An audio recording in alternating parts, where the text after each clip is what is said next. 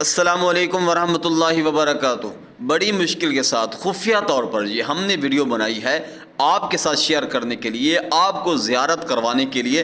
جس طرح ہم نے آپ سے بولا تھا، یہ جو قرآن مجید آپ دیکھ رہے ہو یہ سونے کے پانی کے ساتھ لکھے گئے ہیں، اور یہ سارے کا سارا قرآن مجید کپڑے کے اوپر لکھا ہوا ہے اور ہاتھ کے ساتھ لکھائی گئی ہے، اور یہ بہت ہی پرانے اور قدیم قرآن مجید ہیں۔ اور یہ جو قرآن مجید ہے نا، یہ صرف زیارت کے طور پر وہاں رکھے گئے ہیں، کسی کو تصویر لینے نہیں دیتے۔